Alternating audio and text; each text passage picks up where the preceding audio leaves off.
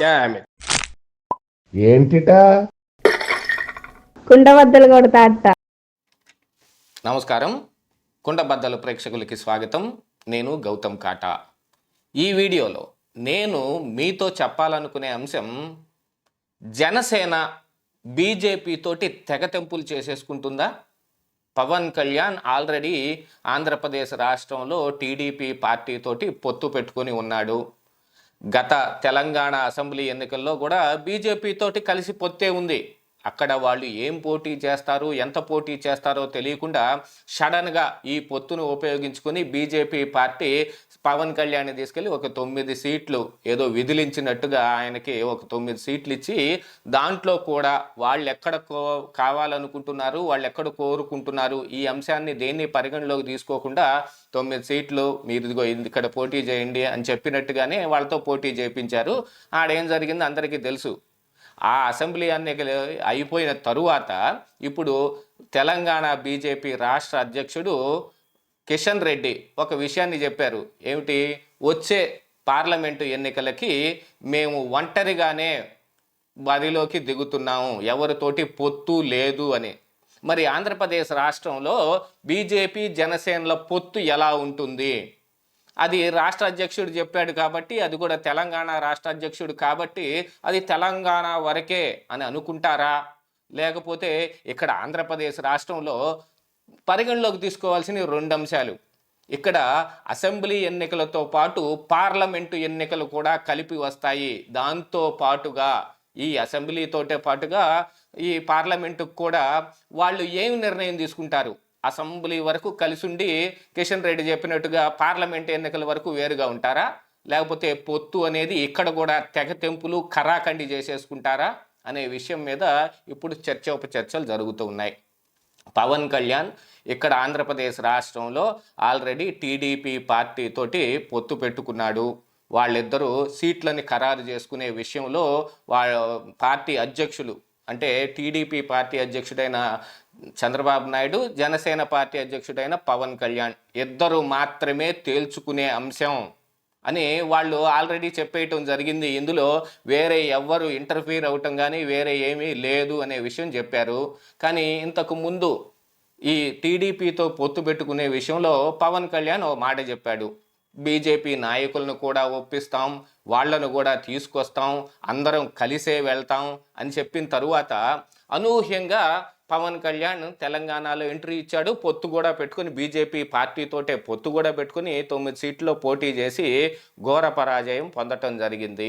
మరి అంత పరాజయం ఎందుకు జరిగింది? బీజేపీ బాగానే 8 సీట్ల వరకు గెలిచింది కదా, మరి ఒక్కటైనా పవన్ కళ్యాణ్ ఎందుకు గెలవలేకపోయాడు? ఈ అంశంలో ఏమైనా వాళ్ళకి విభేదాలు వచ్చాయా? అబ్బే, ఈ పవన్ కళ్యాణ్ తోటి పెద్దగా పనే ఉండదండి, వీరికి మీటింగ్ పెడితే జనాలు వస్తారు కానీ ఓట్లేసే ఓటర్లు ఎవరు ఉండరు అని ఆయన మీద ఉన్న పుకార్లాగానే వాళ్ళు కూడా అలాగనే నిర్ణయం చేసుకొని ఇక్కడ పార్లమెంట్ ఎన్నికల్లో మేము ఒంటరిగా వెళ్తామని కిషన్ రెడ్డి చెప్పాడా? ఆల్రెడీ కిషన్ రెడ్డి సొంతగా నిర్ణయం తీసుకుని తనంతట తాను చెప్పగలిగేంత పార్టీ అది అని చూసుకుంటే బీజేపీ ఒక జాతీయ పార్టీ.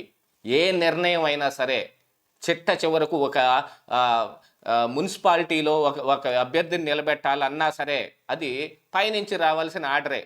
మీరు చూసుకొని మీరు ఒకటి ఖరారు చేసుకుంటే మేము ఆమోదిస్తాం అని అంటే అది వేరు, కానీ ఆగండి మేమే తేలుస్తాం అని అంటే కనుక అది కూడా జాతీయ స్థాయిలో నిర్ణయం అయి రావాల్సిన అంశం. అది మరి జాతీయ పార్టీ అని అంటే.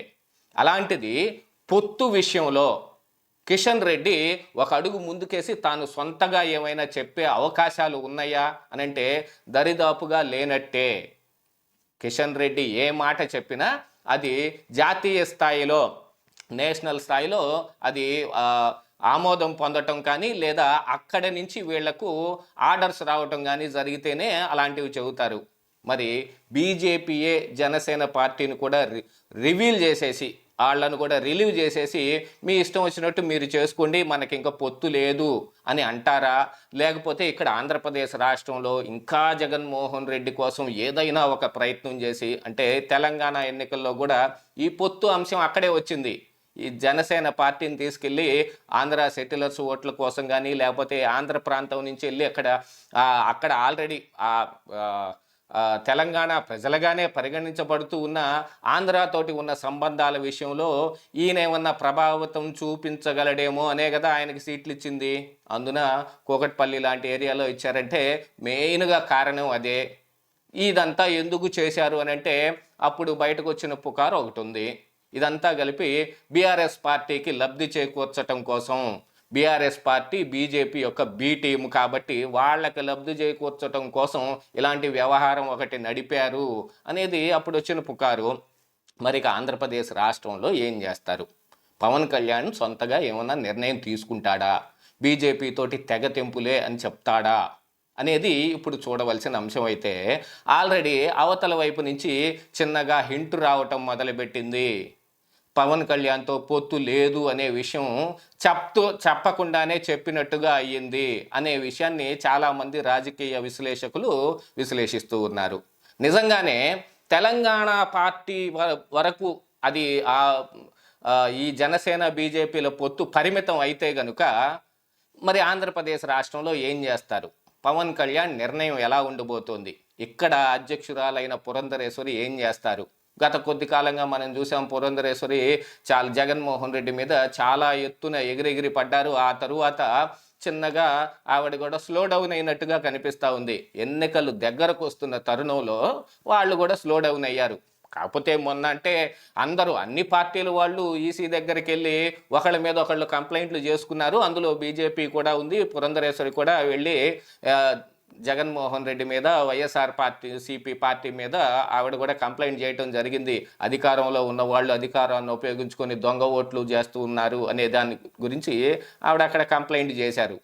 ఈ కంప్లైంట్ తోటి మళ్ళీ ఆవిడ లైన్ మీదకి వచ్చి జగన్మోహన్ రెడ్డిని వ్యతిరేకిస్తూ ఇక్కడ పని చేస్తారు అనే దాన్ని మనం చెప్పాల్సిన పని లేదు.